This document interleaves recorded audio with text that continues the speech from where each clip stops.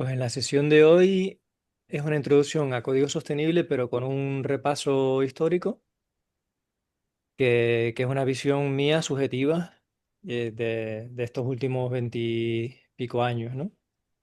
Es decir, le voy a contar la historia según yo la he vivido y la recuerdo, que uno no recuerda las cosas como fueron, sino que recuerda lo que recuerda, ¿no? De cualquier manera. Pues yo, aunque siempre he visto con ordenadores, desde niño, haciendo scripts o copiando programas de Basic de un libro, aunque no entendía lo que eran, pero en realidad cuando empecé a programar fuerte muchas horas fue en el 99, que es cuando entré en la universidad, y debido a mis pocas habilidades sociales, las prácticas las hacía todas yo solo, y además como tenía que aprobar el 80% de las asignaturas para tener beca y poder seguir estudiando, pues me pegaba unas palizas de programación muy buenas, ¿no? Recuerdo que me amanecía muchos días con el Turbo Pascal delante, aparecía el sol porque no me daba tiempo de llegar, pues, para entregar las prácticas, las horas del día no me daban. Entonces, muchas veces me amanecía programando. Y me gustaba la programación, pero también le cogía un poco de asco, ¿no? Tantas horas ahí. Y entonces ahí me fui dando cuenta que programar era difícil y que además yo ni soy especialmente listo ni especialmente habilidoso, con lo cual me requiere un esfuerzo, ¿no? Entonces fue como tanto esfuerzo para las prácticas, ya me indicaba un poco que esa forma de programar me iba a dar muchos problemas durante mi vida profesional. Y luego empecé a trabajar bastante pronto, antes de terminar, y ya me di cuenta de lo mismo, lo mucho que costaba mantener software y en mi primera empresa me pasaba lo mismo.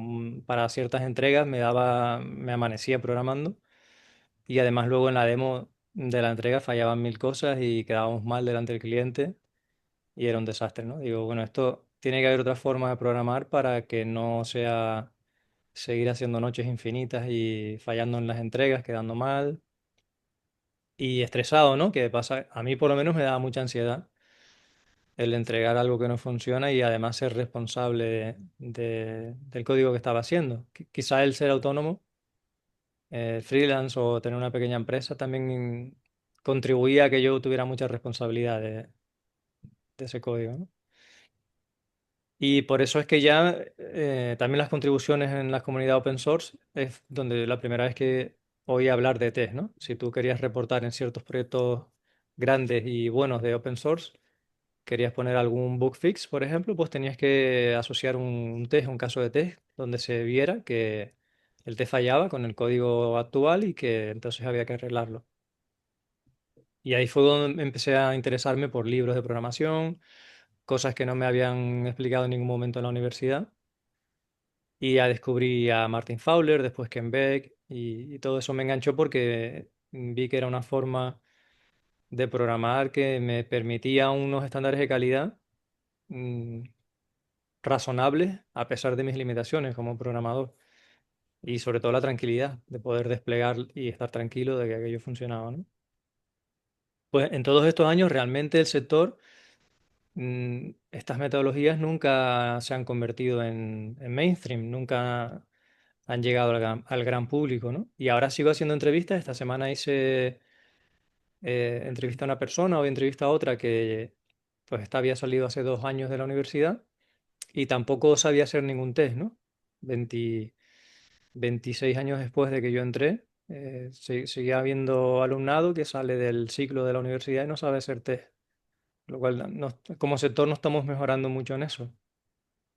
Y en las empresas, cuando nos llama una empresa que nunca ha trabajado con nosotros, bueno, sí, Dani.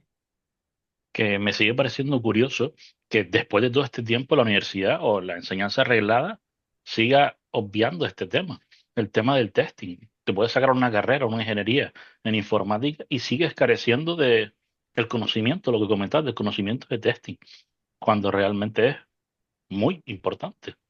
Me parece curioso, cuanto menos, que todavía las universidades no se preocupen por este tipo de temas. Lo que yo veo, sí, adelante, José Francisco.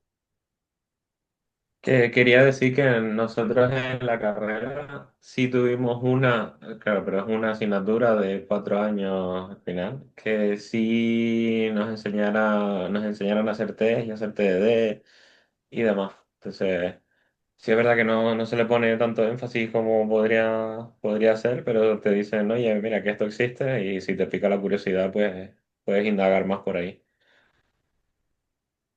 Mm. Lo que yo he visto en estos años es que es así que algún profesor o profesora en su asignatura, que muchas veces es optativa, decide introducir test o testing, pero esto como algo como muy marginal. Por ejemplo, en la Universidad de Las Palmas, pues cuando José Juan Hernández daba clases de ingeniería del software, usaba el primer libro que yo había hecho de TDD, que era bastante malo, pero era de lo poquito que había en español. Y gracias a eso conocí un montón de personas y conocí a Ida, al cliente que yo tuve hace años, ¿no? Con el que estuvimos también hace algún tiempo colaborando. Entonces, y en los ciclos formativos lo ves también, que no es que no se vea en ningún caso, pero no es algo a lo que se le dé la importancia que luego en DeepMind sí le damos profesionalmente. Y creo que es porque tampoco hay mucho tiempo. Quieren enseñar muchas cosas y la parte de cómo se mantiene en el software pues sigue siendo algo que no se le da peso, ¿no? Eh, Al final el tiempo es finito. Yo lo priorizaría aún así, yo priorizaría eso antes que ver muchas otras cosas, pero bueno, los planes de estudio son así. El asunto es que luego no podemos decir que es un fallo educativo porque luego en el sector, cuando vamos a una empresa nueva, nos seguimos encontrando lo mismo, no hay test y sigue habiendo la sensación de urgencia de que todo es para ayer y todo es de cualquier manera. Y sigue habiendo una gran brecha entre stakeholders, ¿no? Las personas que pagan o invierten en el software y las personas que lo desarrollan. Y a principios de los 2000 se creó el Manifiesto Ágil y se intentó unir eh, negocio y desarrollo de alguna manera, que no fueran dos cosas que caminan separadas. Y a día de hoy, pues eso, veintitantos años después, nos encontramos que sigue siendo lo más habitual que estamos viendo. Así que realmente en estos años, en más de 20 años, no hay grandes cambios en cómo desarrollamos software, desgraciadamente. Lo que sí hay es un gran incremento de complejidad. O sea, antes, pues a principios de los 2000 no existía el concepto de front-end, back-end o full stack. Todo el mundo era full stack hasta la impresora de la oficina, porque no existía eso de delegarle a alguien que te montara un servidor y tú solo hacías el front-end. No, tenías que hacer todo, ¿no? Y además, mm, no había testing manual ni siquiera en las empresas en las que yo trabajo en España. Yo solo conocí cuando fui a Irlanda, de que hubiera un grupo de gente que manualmente estuviera probando la aplicación, ¿no? Aquí en todos los proyectos que yo trabajé antes lo probaba el usuario, el cliente, y se encontraba un montón de fallos, ¿no?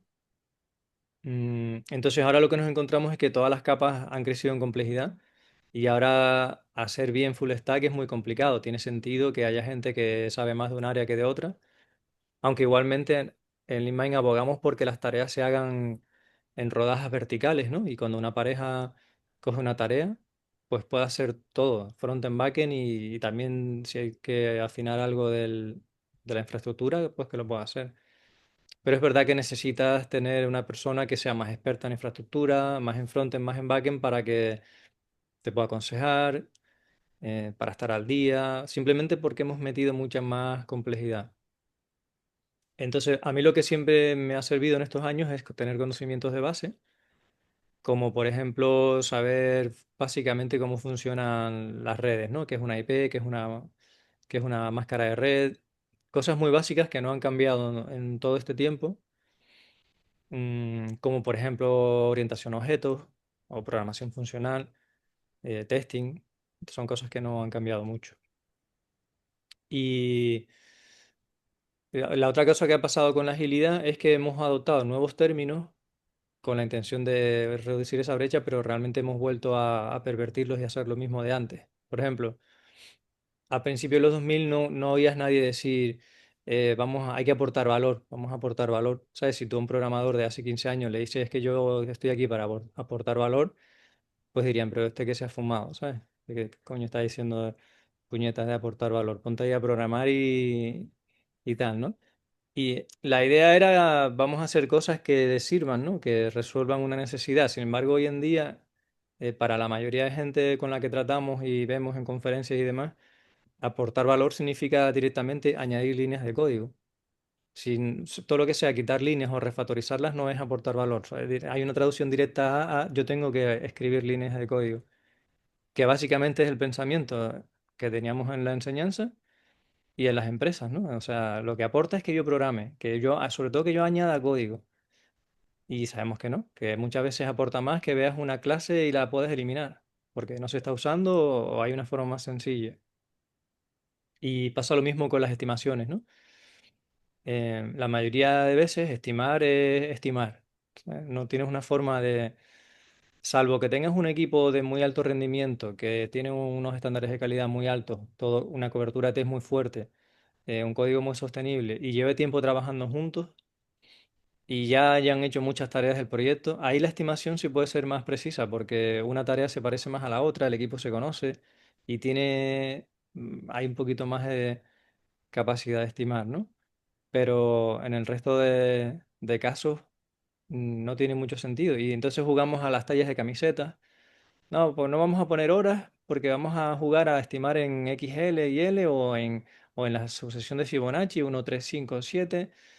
Al final lo que hace todo el mundo en su cabeza es traducir eso por horas. O sea, es más bullshit. Sí, uso terminología nueva para hacer lo que llevo haciendo 20 o 30 años. No, ¿cuántas horas vas a tardar y cuántas personas van a tener que trabajar en esto, ¿no? Y claro, esto lo que digo, un sesgo de cómo yo veo la historia en estos montones de años, donde hay equipos que sí que han triunfado y sacado proyectos muy, muy innovadores, pero creo que tiene que ver más con código sostenible. O sea, creo que la clave no es la agilidad entendida como algo general lleno de palabras que se convierten de moda, pero que se pervierten, ni, ni tampoco tiene que ver con los frameworks que estén de moda o con especializarse en front, en backend, que es otra cosa que veo, ¿no? Hay personas que nos envían el currículum y llevan a lo mejor 4 años trabajando y todo el tiempo frontend, nunca han tocado un backend. Para nosotros es muy difícil acoger a esa persona y sobre todo si ya en esos 4 años está en un sitio donde cobra un sueldo alto porque trabajamos full stack. Entonces, cuando vengan, si nunca, por ejemplo, ha tocado un lenguaje fuertemente tipado, que hay gente que nos ha mandado el currículum y es así, ¿no? Solo ha hecho JavaScript, ni siquiera TypeScript. ¿Y cuánto va a tardar en que haga bien Java o C Sharp o Kotlin? Sí, pues va a tardar mucho tiempo, ¿no? Y quiero decir que en el largo plazo a mí me ha funcionado mucho mejor saber un poco de todo y entender bien en mi cabeza cómo funcionan todas las piezas del puzzle, incluso a nivel de infraestructura y servidores, no quedarnos solo en yo despliego en algo extraño y eso hace magia. No, no, yo entiendo cómo funciona el cliente-servidor, que eso no ha cambiado en un montón de años. Es decir, hay un servidor y ¿dónde se renderiza? Pues, por ejemplo, al principio de los 2000 siempre se renderizaba en el backend. No, no había porque los browsers, los navegadores eran muy diferentes entre ellos y JavaScript no existía o cuando empezó a existir no te podías plantear hacer desarrollo en cliente. Pero sí que ha existido toda la vida aplicaciones de escritorio nativas, donde tenías eso, tenías un frontend y saber la tecnología frontend, por ejemplo, si era GTK o era KDE o Windows, ese toolkit necesitaba un conocimiento bastante grande de cómo maquetar la web, ¿no? O cuando hacía o aplicaciones para Nokia o para la Palm, ¿no? Cuando empezaban dispositivos móviles, ahí sí que había frontend y sí que había un cierto grado de especialización. Y sí tenías los problemas que puedes tener en un frontend de esa manera, de que si dos clientes están interactuando, a lo mejor los datos se pisan unos a otros, a lo mejor hay datos transeúntes que se llaman, ¿no? Que durante un tiempo están en el frontend, no se han persistido. O sea, esa problemática la hemos tenido de toda la vida.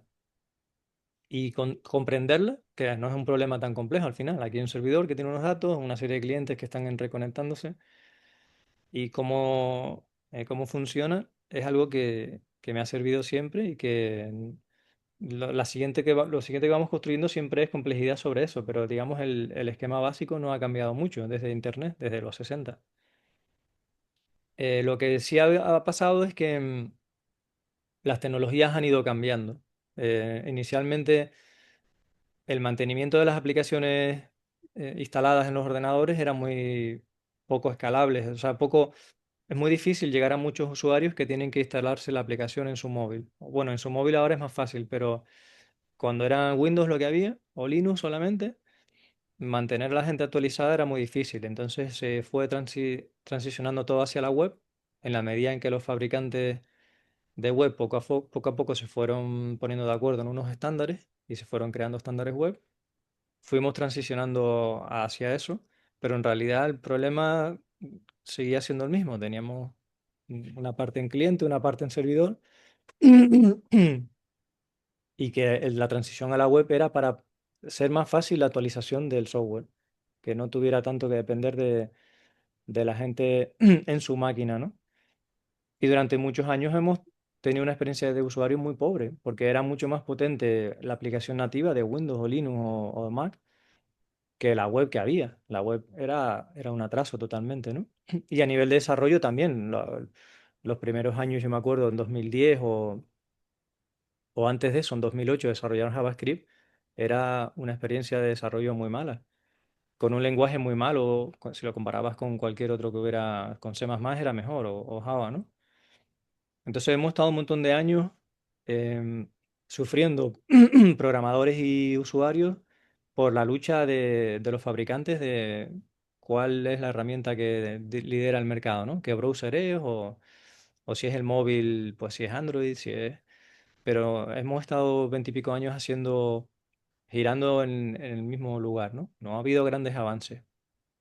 El gran avance tecnológico es la IA. De todos los, no sé, desde que yo empecé a trabajar en informática o a programar muchas horas, el avance gigante es la IA. Todo lo demás que ha pasado en estos veintipico años, mm, no, si sabías la base, no te costaba demasiado aprender lo que venía después. Y lo que estamos encontrando con la IA es que tiene ahora más importancia que antes saber hacer las cosas bien. Saber cómo es un código sostenible, ¿no? Que puede ser que dentro de un tiempo, si la IA ya hace toda la parte de programación completa y solo hay que darle prompt, pues a lo mejor los lenguajes de alto nivel no tienen sentido, ¿no? Y se programa en ensamblador o se escribe, tienes un prompt y binario directamente y no tienes un lenguaje formal en medio. Eso no sabemos cómo va a ocurrir. Pero mientras que ocurre eso y no, en el impasse en el que estamos, tiene más sentido y más importancia saberle decir a la IA lo que queremos y saber revisar lo que la IA está haciendo.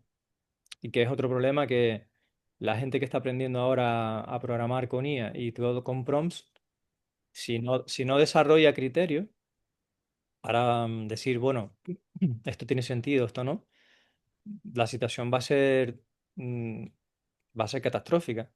O si la gente no desarrolla un criterio a la hora de programar, solamente hace prompt, pues a lo mejor eso lleva a que se extinga el oficio de programación, ¿no? Ujú. Pero el futuro no sabemos cómo va a ser. Lo importante es el presente, ¿no? Y todo esto es un contexto de introductorio, ¿no?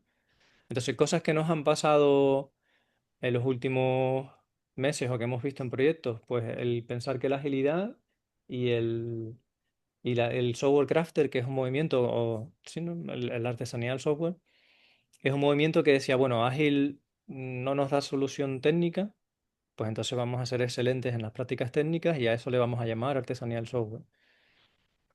Y también se equivoca o nos equivocamos en cosas dentro de la artesanía del software, porque a veces volvemos al waterfall o volvemos a no ser pragmáticos con el desarrollo.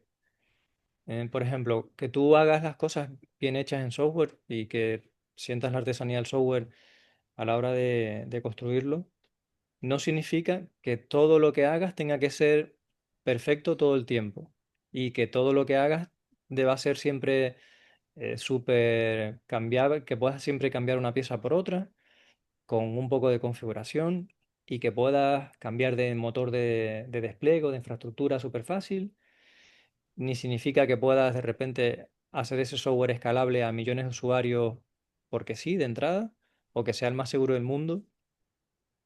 No significa nada de eso. O sea, si pensamos que artesanía de software es software técnicamente perfecto, va en contra de lo que es la agilidad propiamente.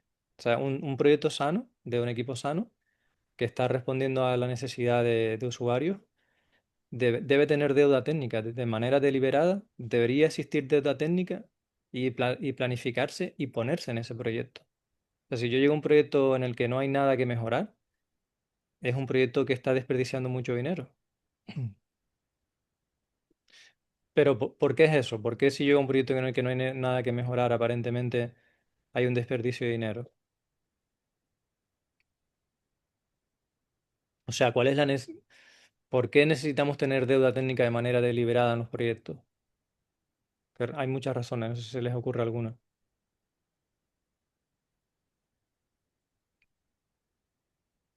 Por intentar entregar algo, aunque o sea, puedas hacer algo conscientemente de que no es lo mejor o no es la mejor implementación, pero por cumplir alguna fecha o algo, decir, bueno, pues vamos a hacer esto así y ya lo cambiaremos, volveremos En- aquí a eso y lo dejas apuntado, no lo típico que lo hacemos así y ya se cambiará, sino entre- deliberadamente, oye, Entregar valor, es lo que quieres decir. mm, exacto. Sí, Fernando. Después otra cosa, si vas a comentar, No, Didi. que también puede ser hay un bloqueo sobre algo, por ejemplo, nosotros, por ejemplo, una experiencia que nos pasó fue que queríamos hacer una tarea por medio de un batch service y no lo disponíamos en ese momento. Tuvimos que tirar de un cron, por ejemplo, y es algo que es deuda técnica. Y por el momento y la situación del momento, como no disponíamos de eso, hicimos lo otro para poder completar la funcionalidad, pero sabemos que más adelante lo tendremos que cambiar. Entonces, más allá de lo que programamos o dejamos de programar, a alto nivel o lo que percibe el cliente es coste y dinero. Entonces, la idea de tener deuda técnica hasta donde se pueda es para que esa deuda en algún momento la tendrás que pagar o no, pero todo lo que no has pagado en esa deuda es beneficio. O sea, que piensa en eso también. ¿Y Luis?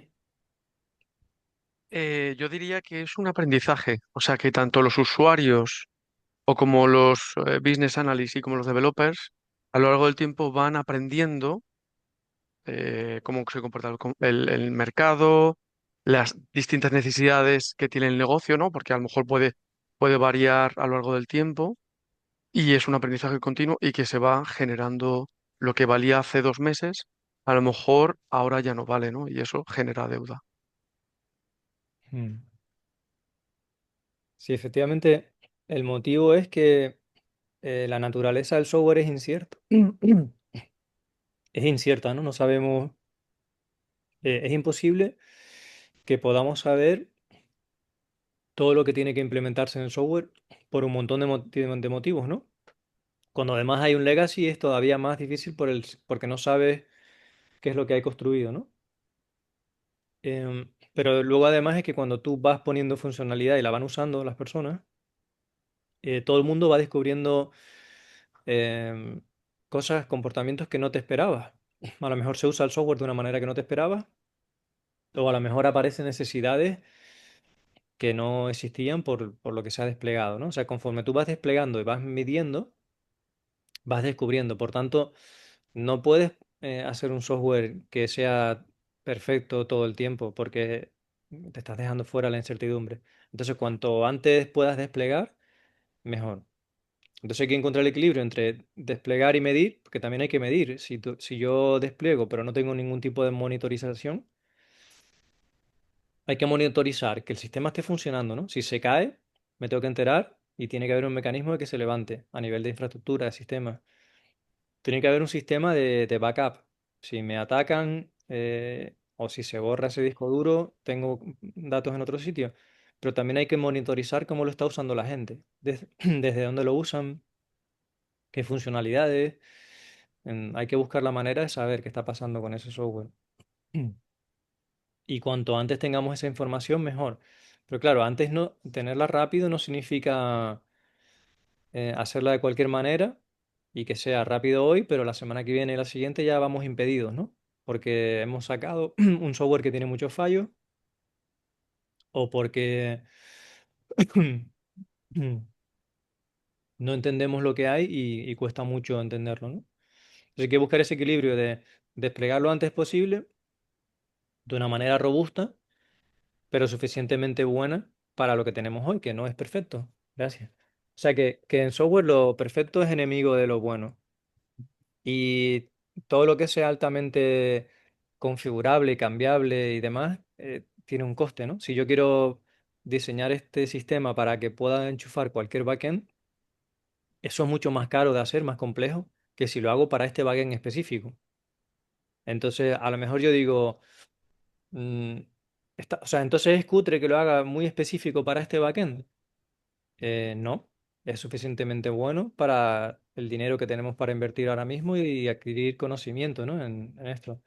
Otra cosa es que tú lo dejes de una manera limpia, sostenible, para que cuando haya que añadir más backend sea fácil añadir más backend. Y eso no cuesta mucho. Dejar algo, en vez de abierto a extensión y cerrado a modificación, el principio Open Close, es muy caro. Es muy caro que todo esté modular, listo para ser extendido sin modificar. No, eso es muy caro.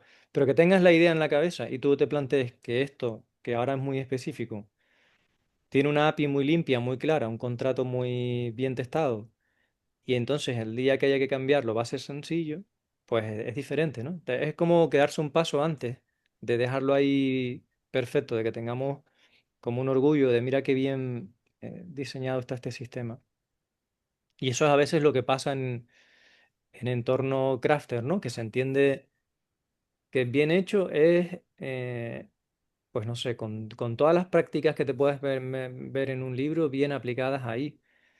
Bueno, eso sería si el proyecto ya se hubiera acabado, si el proyecto no es, no sé, es súper maduro, todo está súper probado y se ha iterado un montón de veces y se ha mejorado, pues deberías encontrarte un code base que, bueno, que sí tenga muchas buenas prácticas implementadas, pero porque a ellos falta, porque todo lo que se ha ido haciendo está justificado, pero no antes de salir a producción tener todo, ¿no?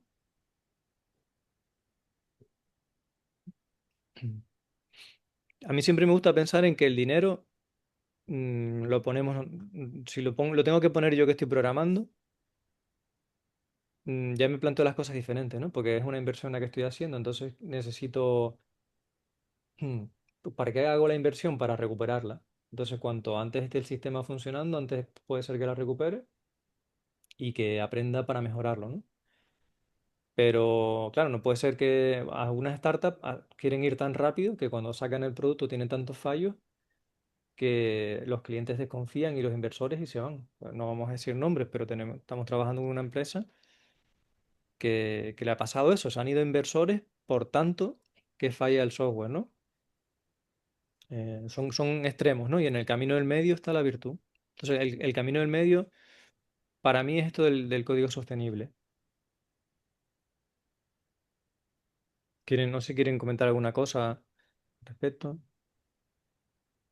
Una cosa que suele pasar es el tema de la sobreingeniería, precisamente por querer aplicar las últimas técnicas o todo lo que es perfecto, todas las guías para hacer las cosas, al final para un problema sencillo acabas implementando una herramienta o una solución súper compleja.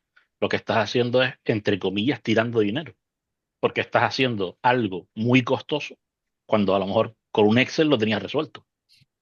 Es algo que es relativamente, ¿para qué crear un gran software, una gran obra, cuando realmente ya tienes el problema resuelto, a lo mejor con un lápiz y un papel? Es una simplificación, pero me refiero que un problema sencillo, solución sencilla. No hace falta que crees una solución súper compleja. Mm. De hecho, una de las empresas a las que fui hace años tenían tan configurable, lo habían querido hacer todo, pero de una manera que el código tenía desperdigado el conocimiento y la forma de configurarlo por todos sitios. No había una cohesión, sino todo estaba esparcido por cualquier lado. Entonces había condicionales y flags en cualquier capa, incluido en procedimientos almacenados de la base de datos, había flags. Entonces lo que pasaba ahí es que sí, todo era súper configurable, pero necesitaban para implantar la solución en un cliente, esto era para una solución de gestión, ¿no? No voy a decir ni siquiera el sector, pero pasaba que tardaban más de un año en tener 3 o 4 personas configurando el software para ese cliente. Casi no programaban, pero eran personas que se conocían bien el legacy y sabían por todos los sitios que tenían que pasar y todos los datos o flags que tenían que marcar en la base de datos para intentar adaptar eso a las necesidades de ese cliente. Entonces es como, es absurdo, ¿no? Por hacer algo, hemos intentado algo que sea configurable, que sería gracioso o útil si lo configuráramos en una hora para ese cliente, y tenemos que mandar allí 2 personas un año y pico para que lo adapten a ese cliente. O sea, eso no es adaptable. No. Y luego encima añadían más condicionales para que acabara de casarle a ese cliente y fastidiaban a todo el resto de clientes. Cada vez era más dura la instalación del software en un cliente nuevo, ¿no? Bueno, de hecho eso lo he visto en varios sitios. En otro que estuvimos que había un legacy que habían comprado con la promesa de adaptarlo allí a la empresa, ¿no? ¿Y qué pasaba? Al final le tenían secuestrados un grupo de personas que conocían muy bien ese sistema legacy, dependían, ¿no? Temblaba toda la empresa cuando alguno de esos se iba a ir o se ponía malo,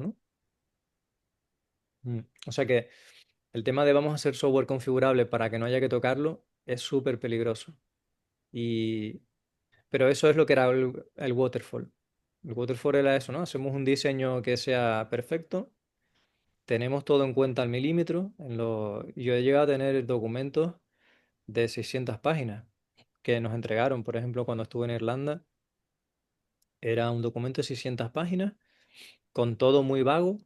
Bueno, de repente había detalles de unas tablas de base de datos con sus campos y todo, súper específico, ¿no? Y nos pasamos construyendo eso pues 8 meses o 9. Y nada, cuando se puso en producción, pues no, nadie lo quería usar, ¿sabes? Entonces perdieron todo ese dinero que se había hecho ahí porque quererlo hacer todo acorde a un manual, ¿no? Mm. Pues eso es un poco lo que les quería resumir de la agilidad, por qué la agilidad en muchas cosas ha fracasado y lo que se hace es traducirlo a lo que siempre hemos hecho y por qué sigue siendo tan escaso el tema de hacer las cosas bien, ¿no? La gente sigue enfocada en saber muy bien una herramienta, ¿no? Especializarse en React o en Angular o en .NET Core en no sé qué, ¿no? Y bueno, eso tiene muchos problemas. También pierdes la visión global de qué estás haciendo y cómo funcionan las cosas, ¿no? Mm. Se han automatizado cosas en estos años. Por ejemplo, los sistemas, antes era todo muy, muy manual y mucho de scripting. Y pues a lo mejor hace 10 años, un poco más, ya hubo gente que los scripts para sus sistemas. Bueno, llegó un momento en que empezó la virtualización, ¿no? Al principio, cuando yo trabajaba en sistemas, tú desplegabas físicamente en un sistema operativo. No, no era una máquina virtual ni nada. Y si se prendía fuego ese servidor, pues tenías un problema, ¿no? Perdías todo el servicio. Y después llegó la época de ir virtualizando, decir, bueno, tenemos un sistema virtual aquí y se puede mover de un dispositivo físico a otro para que tengamos mayor disponibilidad. Y luego empezaron a llegar las buenas prácticas, es decir, bueno, pues mis scripts en realidad tienen test también. Y empezaron a haber herramientas como Puppet o Chef, donde la gente automatizaba su infraestructura como código. Ahora es más moderno, ¿no? Ahora tenemos Terraform y otras cosas, pero el concepto, y claro, y todo eso son capa sobre capa de cosas y como que cuesta más entender la base. Pero en esencia no es que hayamos cambiado tanto de cosas. No sé si alguna idea más les quería comentar, pero no sé cómo lo ven, sobre todo las personas que llevan a lo mejor menos tiempo en el sector, si tiene sentido lo que les cuento o es muy abstracto o tienen dudas de algo o se hacen una idea, ¿no? de cómo han sido estas décadas. Pues volviendo al código sostenible, la idea es que seamos capaces de hacer cosas que sean intuitivas, fáciles de entender y fáciles de cambiar, no tiene mucho más. Así que cuando estoy diseñando cualquier cosa, puede ser una aplicación web, lo que me tengo que plantear es si para el problema que estoy resolviendo, la complejidad que hay es suficiente o es demasiada. Si estoy haciendo un problema, no sé, imagínate calcular en una ambulancia o un repartidor el recorrido óptimo en una ciudad. Eso es un problema complejo. Es normal que el software de eso sea complejo. Pero la mayoría de veces, si estoy procesando facturas, no debería ser complejo. A lo mejor la parte que calcula un impuesto o algo así, bueno, puede ser compleja. Entonces, si tienes bien separado e identificado las partes y organizado a lo mejor por complejidad, sabrás que hay un módulo que es complejo, pero estará contenida la complejidad en ese módulo, no estará esparcida por todos lados, ¿no? Entonces, el concepto de cohesión y acoplamiento es para mí de lo más relevante a la hora de diseñar software, que significa que haya piezas que de verdad encapsulan algo que es como unitario o a nivel funcional tiene entidad por sí mismo, es un bloque de algo funcional y está encapsulado y está cerrado. No, sí, tiene unos puntos de conexión con el resto del sistema, pero están bien definidos, ¿no? No tiene filtraciones por muchos sitios y conexiones que no debería. Y los secretos que tiene de cómo funciona internamente no están desvelados y los conoce otra gente por fuera. Eso sería cohesión. Y en la mayoría de los sistemas legacy que vemos no hay cohesión, porque si es un proyecto web, tienes datos sensibles en el controlador, lógica, datos sensibles en medio, en la base de datos, procesamientos almacenados donde vuelve a haber más comprobaciones. Y uno de los grandes problemas por el que el software no tiene cohesión y está mal diseñado es porque se entiende como un CRUD. O sea, un clásico, un CRUD significa create, ¿no? Crear altas, bajas, modificaciones y consultas de una tabla. Históricamente, el software se ha desarrollado mucho así, en base a un CRUD, ¿no? A un proceso de inferencia mágica, en plan, me llegan unos requisitos de alto nivel, yo, de una manera muy vaga, muy abstracta, me hago una idea de cómo deberían de ser las tablas de la base de datos y asumo que el funcionamiento de ese software es alta, baja, modificación y consulta de esas tablas. Y ya está. Pero claro, las tablas no tienen funciones, no pueden expresar funcionalidad. Entonces, el gap que hay entre la funcionalidad y las tablas es algo, una idea vaga que yo me he pensado que más o menos puede ser así, pero en la realidad las tablas no tienen expresividad suficiente y entonces te vas encontrando, pues, por todas las capas de la aplicación, intentos de ir haciendo que case la funcionalidad con el modelo de datos. También es uno de los fallos garrafales que hemos tenido en la industria del software, porque nunca es suficiente y porque el modelo de datos de ese estilo no puede implementar funcionalidad, ¿no? Entonces la gente antiguamente era muy típico procedimientos almacenados, que simplemente es que la base de datos tiene un lenguaje de programación, que es malo y tosco generalmente y bastante críptico, que te permite pues hacer if y bucles y cosas dentro de la base de datos, ¿no? Y decir, pues si modifican trigger, ¿no? Si este campo de aquí cambia, me ejecutas esta lógica, me cambias este otro. Así tenemos sistemas que llevan un montón de tiempo funcionando. Pero está muy acoplado a la base de datos y hasta hace poco no se podía testar, daba muchos problemas, ¿no? Versionarlo. Los procesamientos almacenados hasta hace poco no podías tener un control de versiones. Entonces la gente los tocaba en caliente, ¿no? Iba al sistema de la base de datos, tocaba un campo en caliente y ya está, ni siquiera había versionado. En esas cosas sí hemos mejorado, en que antes éramos muy cowboy y se tocaban las cosas en caliente en cualquier momento. Y ahora es como, oye, cuidado, hay que tener un versionado, una auditoría de quién hace qué, sobre todo en sistemas que son críticos, ¿no? Que puedan depender vidas de personas de ahí. Y vamos a tener las herramientas para tener eso controlado. Que también te encuentras hoy en día personas y empresas que no quieren eso, ¿no? Que quieren seguir yendo al servidor de producción, tocarlo a mano.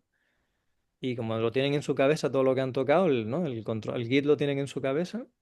Y es tremendo, ¿no? El daño que ese tipo de cosas hacen. Em, bueno, pues el tema de diseñar como CRUD sigue siendo un cáncer hoy en día. Y como dice Dani, si de verdad fuera un CRUD, lo harías con un Excel o con Access. No tendrías que programar nada, ¿no? Pues cuando te planteas que no es así, ya entras con cosas como cuando empiezas a trabajar con Lean Product Discovery o cualquier otra herramienta de descubrir necesidades, tienes temas como BDD, ¿no? O example mapping, que encaja muy bien con BDD, ¿no? Que es decir, no, yo lo que tengo es una lista de acciones que necesito llevar a cabo y en base a eso voy a tener mi diseño.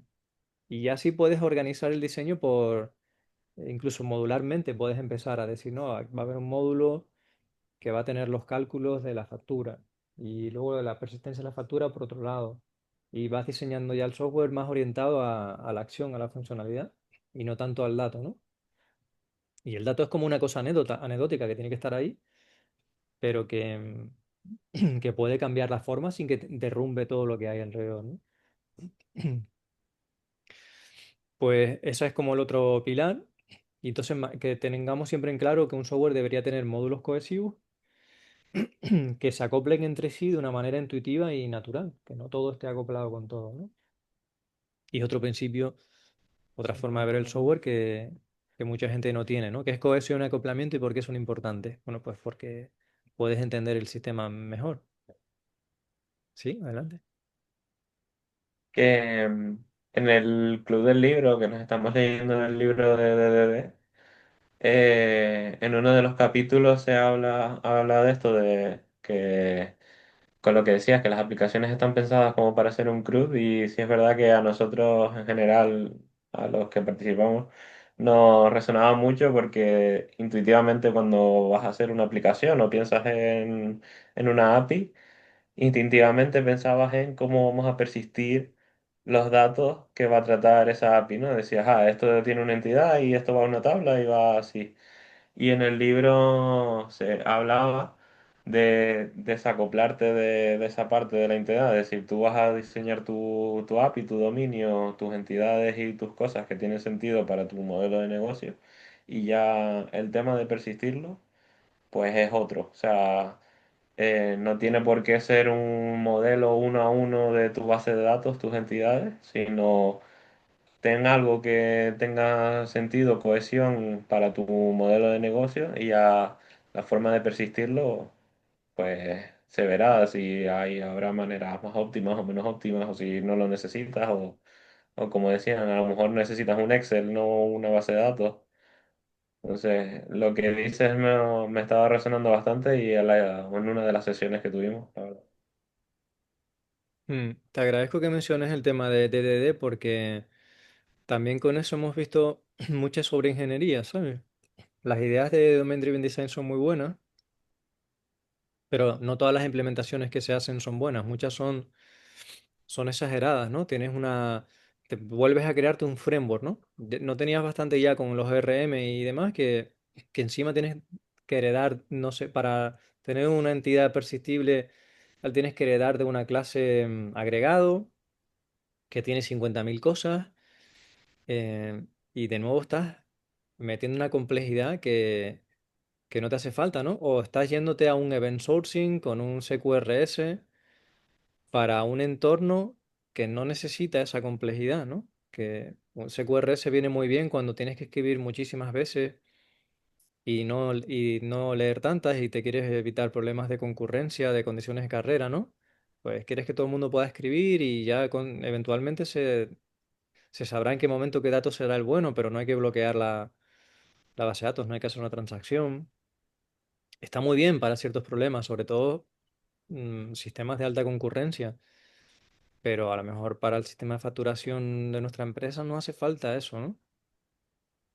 Y eso también lo hemos visto en los años, el meter unas implementaciones de DDD que son terriblemente complejas y que nos quitan, que matan mucho el tema de la cohesión y el acoplamiento, ¿no? Nos acoplamos a una forma de artilugios, de artefactos, de las clases y demás, y volvemos a perder la cohesión, ¿no? ¿Dónde está la parte del sistema que hace tal cosa? Ah, pues no lo sé, porque como este tira un evento y lo recoge aquel, y aquel tira otro evento y lo recoge no sé qué. O sea, cuando los eventos se han metido ahí a la fuerza, no es naturalmente, de verdad no son eventos, tú entender la traza de un algoritmo es infumable, o sea, porque no puedes, ¿no? Porque has metido una sincronía que no necesitabas. Lo que podía ser un script 20 líneas, ahora son 5 eventos en no sé cuántos sistemas y microservicios, ¿no? Es otra cosa que ha hecho mucho daño, ¿no? Pues, de nuevo, a lo mejor no tenemos que tener un monolito de 9 millones de líneas de código, como he visto en algunos sitios, ni tampoco un proyecto de 1 millón de líneas o de 100.000 líneas con 50 microservicios y un bus de comunicación y demás, ¿no? Lo que pasa con los eventos y los microservicios es que pierdes la cohesión, pierdes la traza, ¿no? ¿Cuánto te cuesta comprender un sistema que está tan distribuido en piezas pequeñas? Te cuesta mucho comprenderlo y modificarlo, ¿no? Mm. Entonces, todo lo puedes todo lo puedes resumir en cohesión y acoplamiento. Y yo añadiría y que esté testado, que tenga un buen testing. Porque todo lo que esté bien testado y los tests se entiendan, te va a permitir hacer cambios. Mm. Claro, lo que no significa que no tengamos que saber hacer un microservicio o que no tengamos que saber Terraform. Todo eso tenemos que saberlo, ¿no? O hacerse QRS bien hecho, como se haría, deberíamos saberlo. Eh, pero justamente cuanto más lo conoces, más sabes si deberías usarlo o no. Porque mucha gente ha dicho, no, es que yo el TD no lo uso porque aquí no aplica. Bueno, si tú lo sabes usar, tendrás un buen conocimiento, un buen criterio de cuándo lo tienes que usar y cuándo no. Pero la mayoría de la gente que yo a lo largo de los años me ha dicho, no, es que yo aquí no aplica TD o no, realmente no saben hacerlo. Entonces, bueno, es normal que si no lo saben hacer no tengan el criterio de cuándo aplica y cuándo no. ¿Mm? Otra cosa a la que le doy bastante valor es que, y que mucha gente creo que no se da cuenta en el tema de tener test o no tener test, que no solo es que te den seguridad ni confianza a la hora de cómo está el software, sino también te ayudan a entenderlo.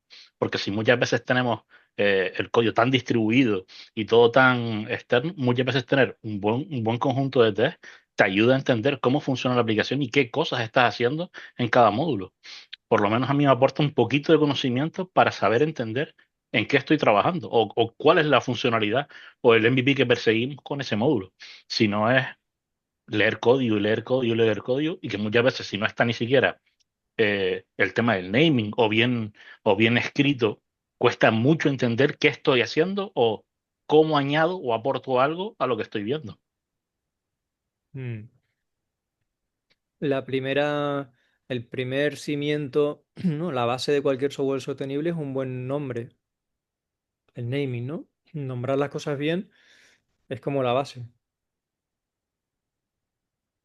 Sin embargo, en las pruebas que hago en las entrevistas técnicas, yo sigo viendo que la gente le pone a un argumento input y ya está, y tan a gusto, ¿no? Porque total, es verdad que un argumento siempre es un input, ¿no? Aunque en C# puedes poner la palabra out y que sea un output, pero cosa sucia y mala que no debería usarse, salvo, salvo que esté muy justificado por el rendimiento en algunos casos, ¿no? O el legacy. Que eso es otra, muchas veces los lenguajes incluyen funcionalidades para soportar el legacy y que sea más fácil trabajar con ellos, mm, pero no, o por temas de rendimiento para que sea más rápido, pero no deberías usar eso si no tienes esas necesidades, ¿no? De rendimiento o de soporte de cosas legacy. Pues todavía mucha gente cuando programa no tiene ningún esfuerzo, ninguna intención de mejorar los nombres. Y siempre dice, es que a mí no se me da bien los nombres. Bueno, es que se nos da mal a todos porque es súper difícil poner nombres, pero solo con que tengas la intención de buscar un nombre, e incluso si en ese momento no se te ocurre decir, bueno, más tarde voy a volver y ya se me ocurrirá un nombre mejor, y ya eso lo cambia todo y crea una distancia muy, muy grande entre un profesional y otro. Al final, al tema donde quiero ir clave es que son un montón de detalles que casi todo el mundo pasa por alto y que marcan una diferencia gigante en lo que puede entregar de valor una persona y un equipo. O sea, la diferencia es millonaria. Y eso sí que lo he visto en los años, ¿no? Ir a una empresa que se está gastando 10 veces más del mismo sector y sufriendo un montón. Y además los malos nombres acaban impactando en mal ambiente de trabajo. Aunque parezca que es una tontería, un código malo empobrece también la cultura de la empresa, del trabajo. Pues, y la gente lo sigue pasando por alto, ¿no? Pues esa diferencia es brutal, es abismal. Y yo no dejo de dar charlas de esto y seguiré dando charlas mientras vea que seguimos programando sin ningún tipo de sensibilidad a los nombres, a la complejidad, al testing, a la cohesión y al acoplamiento. O sea, mientras que eso siga estando así y programemos las personas apoyados por la IA y no sea la IA la que programe, voy a tener que seguir dando charlas de lo mismo. Y ahora es con... mm, hace años lo hacía desde un punto de vista teórico, pero ahora es que yo de verdad he visto empresas que se gastan millones de euros y otras que se gastan una décima parte o menos y rinden mucho más y funcionan mucho mejor. Y hay algunas empresas que ni siquiera hacen, que ni siquiera tienen TED y no tienen por qué tenerlo, pero sí tienen, por ejemplo, una buena cobertura de test. O si tienen bien organizado su base de código y la gente lo entiende, ¿no? O hay gente que resuelve problemas muy complejos y lo resuelve bien, de buena manera. Y no hace falta ser fundamentalista o talibán de ninguna forma de trabajo, ¿no? No quieres hacer TDD, no lo hagas. Yo lo hago porque soy bastante torpe y me ayuda. Pero si tú no has hecho TDD, pero todo lo demás lo has hecho un buen naming y todas las cosas que acabamos de hablar y la complejidad razonable, pues bienvenido sea, ¿no? Estupendo. Si tú no lo has hecho para que dependa la gente de ti, sino que tú has programado para poder ser reemplazable, pues fabuloso. Es lo ideal. Mm. Sobre todo las personas que llevan menos tiempo en el sector, que entiendan que lo más que puedes hacer en tu formación es sensibilizarte, desarrollar un olfato y una sensibilidad por este tipo de cosas que son más, a veces casi más mm, filosóficas o de cómo entendemos el trabajo que no concretas, ¿no? Porque no es un framework concreto que te estás aprendiendo, sino es como una forma de ver y de entender el desarrollo de software, que es un deporte de equipo, que no es una cosa de estar solos, cada uno con una parte del código, ¿no? Y por eso insistimos tanto en hacer pre-programming, mob programming y en rotar. Y lo mismo, tienes que hacer siempre pre-programming, ¿no? A lo mejor un día no estoy bien, pero es que lo que busco con el pairing es que discutir soluciones para evitar complejidad innecesaria, mm, revisar los nombres de las cosas, la cohesión, acoplamiento, el entendimiento, ¿no? Compartir que el conocimiento vaya de un sitio a otro. Al final, detrás de todo eso, son principios lo que hay. Las prácticas de Stream Programming, lo que están queriendo fomentar son unos principios de desarrollo, que es que no necesariamente necesitas las prácticas esas siempre para tener esos principios, ¿no? Lo importante son los principios. Y en el libro de código sostenible lo que recogemos es una serie de principios básicos, que no es todo lo que ahí faltan temas de arquitectura y de patrones empresariales, ¿no? El libro de Martin Fowler de Price Patterns, está bien conocerlo y ver todos los patrones que hay. En el código sostenible solo hay algunos de esos, no hay todos, ¿no? Y no hay arquitecturas como CQRS en el libro de código sostenible. O sea que no es que sea el compendio de todo lo que hay que saber, es como, simplemente es como un mínimo base del que luego tirar y leerte un montón de otros libros y saber otras cosas también. Pero sin ese mínimo, no vamos a hacer software de una manera pragmática y con calidad. Pues hasta ahí la parte teórica. Ahora si quieren podemos hacer un descansito y trabajar juntos en una cata donde nos pongamos a ver los principios de diseño. Y el asunto de las catas es que después de muchos años y hablar con mucha gente sigue siendo la forma de las mejores formas de aprender a poner en práctica principios. Y algunas catas pueden ser con código de producción, de legacy que tengamos, que a lo mejor lo extraemos, replicamos un poco la complejidad que tiene esa clase, a lo mejor traemos 3 o 4 clases de un proyecto.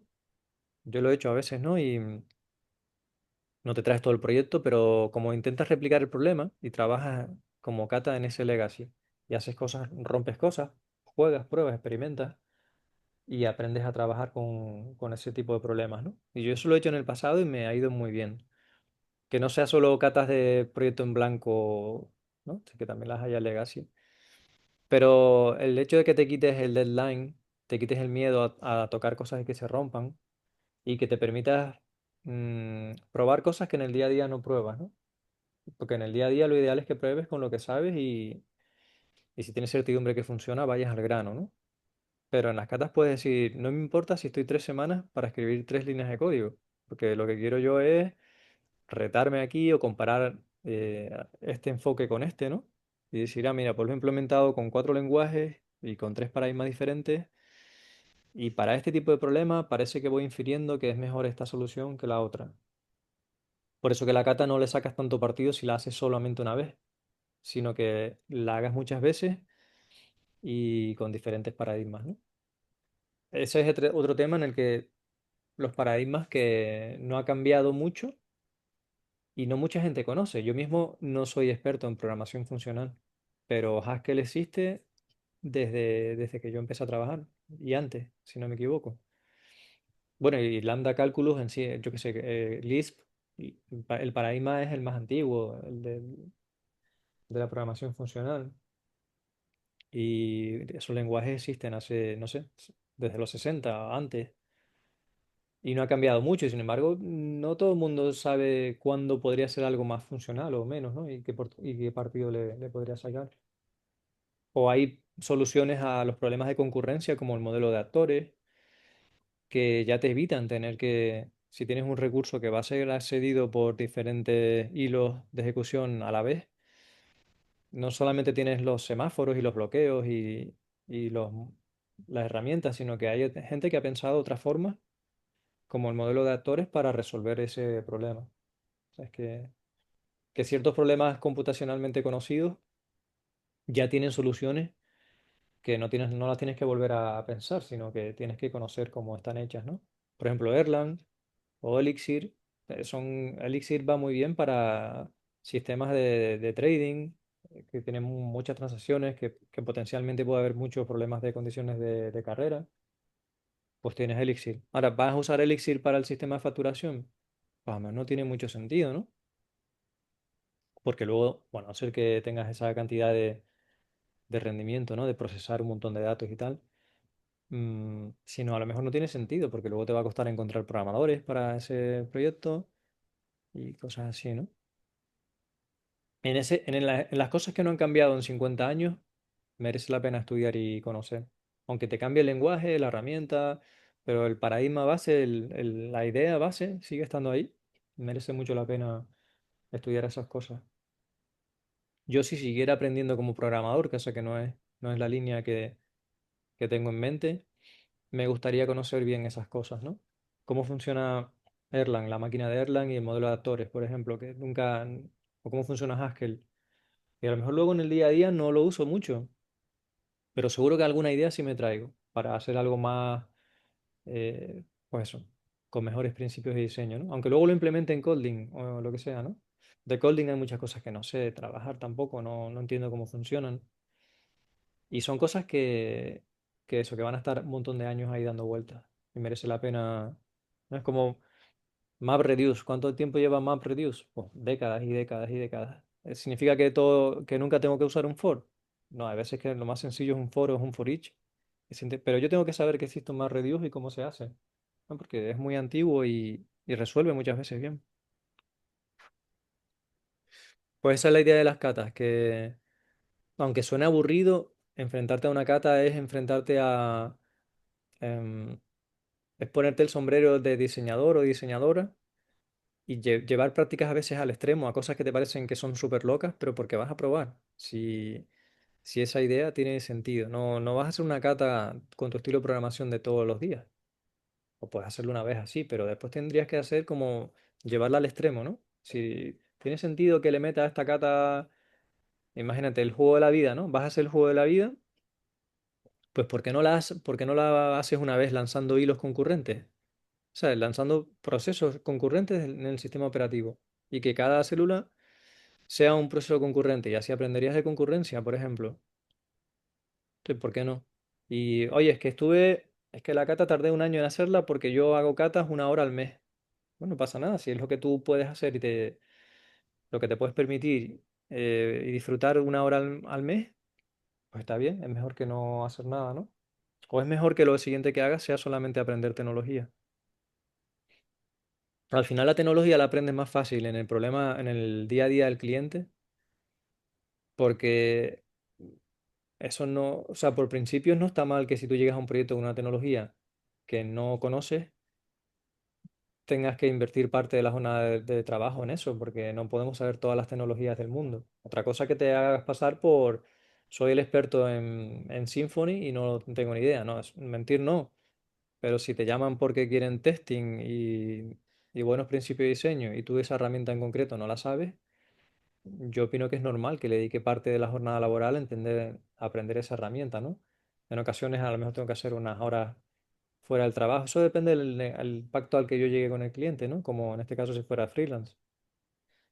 Em, pero como que la tecnología inevitablemente la vas a acabar aprendiendo por el día a día, ¿no? Llegas a un proyecto, me acuerdo hace años, llegamos a uno que estaba hecho con Groovy y nadie sabía Groovy. Pues, ¿qué vas a hacer? Aprendes Groovy porque es con lo que está hecho el proyecto. Y, y no es un drama, ¿no? Y al final lo aprendes. O React, sale una nueva versión de React con los hooks, cuando salieron los hooks. Bueno, pues lo aprendes porque te tienes que pegar con eso en el día a día. Pero a lo mejor lo que no te ves nunca aprendiendo es eso, ¿no? Un nuevo paradigma o el decir cómo puedo desarrollar este módulo para que sea súper cohesivo y tenga muy poco acoplamiento. Eso, si no te lo planteas de una manera deliberada y haces ejercicios deliberados de eso, no lo vas a aprender en un código legacy, porque en un código legacy vas a ver disparates. O sea, vas a ver cosas que no se han hecho pensando en un diseño, se han hecho al trancazo, ¿no? En la mayoría de casos. Entonces, ¿qué vas a aprender? ¿Buen diseño con un sistema legacy? Pues generalmente no. No vas a aprender un buen diseño. Si más años de experiencia no es más conocimiento útil, ¿no? Bueno, yo hablando de esto de formación, lo que os diría es que hagan una tablita de las cosas que os aportan más. ¿En qué sentido? Lo que más aportaría a ti, lo que más le aportaría al colaborador y lo que más te gusta, ¿no? Hacen un mapa de tres, intentan mapear aquello que más aporta valor en tu formación y en tu vida profesional como desarrollador y tiren por ahí. Porque lo que puede pasar es que a lo mejor intentan formarse en algo que no les gusta y se acaban quemando, porque creen que eso es lo que necesitan, cuando a lo mejor eso es lo único que necesita, el único que lo necesita es el colaborador. Y, pero lo que quiero decir es que lo que dice Carlos es verdad.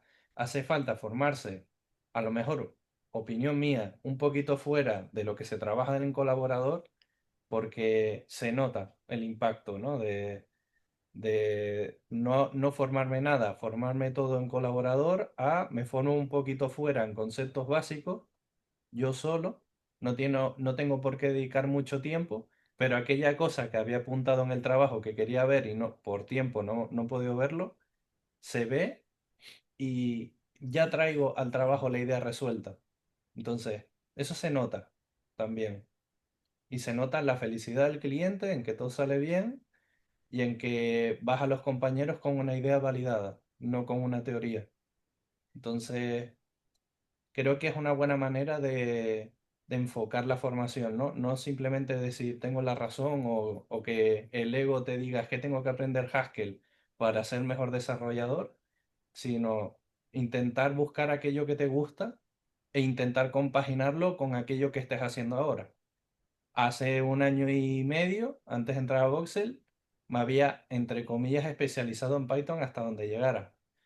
Y ahora pues estoy con .NET y estaré con .NET hasta que cambie de proyecto y esto será así con Azure, porque es el stack tecnológico que toca. Pero como no sé qué va a pasar más adelante, pues me intento especializar hasta donde pueda y eso el colaborador lo nota, ¿sabes? No solo el colaborador lo nota, sino tus compañeros también, porque verás como a medida que pase el tiempo, pues te irán a buscar más porque tú sabes más o lo que sea y trabajamos en un sector de conocimiento.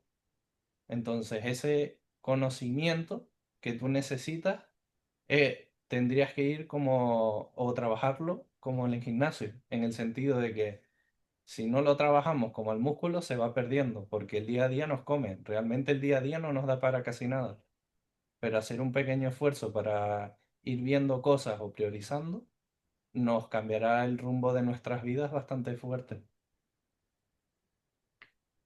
Pues la cata que vamos a hacer es la del ahorcado, que la estoy usando para entrevistas según el tipo de perfil.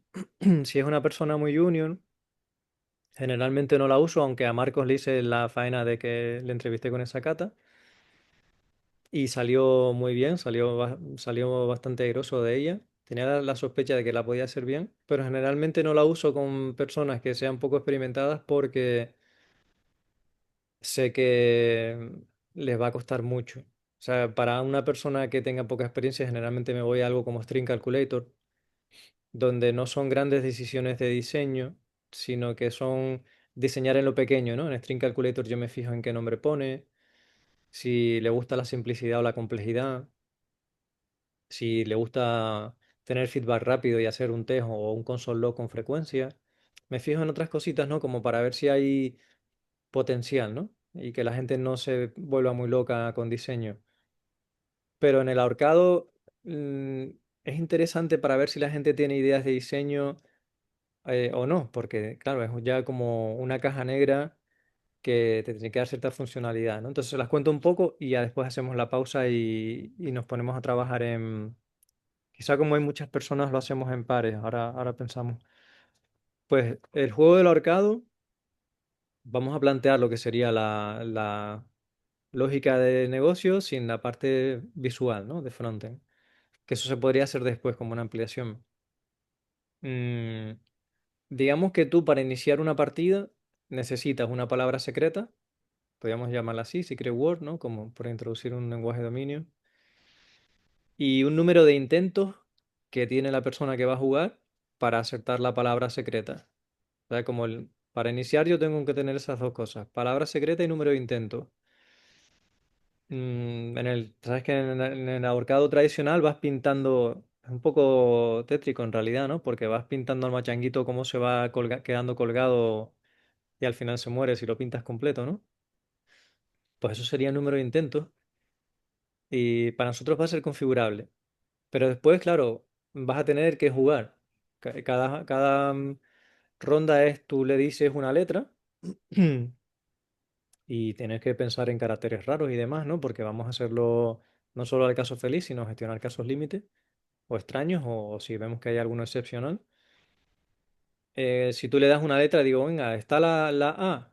Y si la A está, pues me va a devolver la palabra con la A puesta en la posición que está y las demás con guión bajo, por ejemplo, o almohadilla o lo que queramos. Pero si, ¿dónde va la A? Como en la ruleta de la fortuna, ¿no? Y me va a colocar la palabra, pero solo va a desvelar las letras que yo haya acertado. Entonces, si acierto la letra, no me cuenta un intento. Pero si fallo la letra, pierdo un intento. Y así sigo jugando la partida. Entonces vamos a desarrollar como ese motor, en términos de cohesión podemos verlo como una caja negra, que yo le digo, esta es mi intención de jugar o esta es mi jugada, y me tiene que volver cómo está el juego en ese momento. Y tendrá que controlar cosas como si yo ya he perdido, pero intento seguir jugando. Todo eso habrá que controlarlo, ¿no? Y cómo hago una API que sea expresiva. Y una vez que tengamos ese core, si queremos, podemos iterar mucho y decir, bueno, pues ahora eso va a correr en un backend y se le pueden conectar clientes a través de asíncrono con JavaScript. Lo hacemos un cliente React y pueden jugar varias personas a nuestra cosa que está en backend. Pero bueno, lo importante es que si lo hemos diseñado bien, ese pedazo de código que tiene la lógica, vamos a poderlo poner en frontend o en backend, o donde nos dé la gana, y va a estar bien diseñado y bien testado. Y aunque sea simple, hay un montón de casuísticas que se pueden dar. Podemos pensar a lo mejor que haya un jugador o dos jugadores. Entonces, inicialmente lo podemos hacer para un jugador. Mm. Volviendo a lo que les decía de... Bueno, Luis, adelante. Sí, tengo una pregunta. ¿El código se va a subir a un repo es que me tengo que ir dentro de un rato y es para luego echarle un vistacillo, cotillear y todo eso. ¿Se va a subir al repo de Lima y no alguno? Sí, vale. Yo tengo uno subido, creo que está dentro de los repositorios LeanMind porque lo hice en la JSConf. Pues, hay una implementación ahí. Pero sí, yo creo que se podrá hacer fork y que haya muchas diferentes versiones de eso. Vale. Ujú.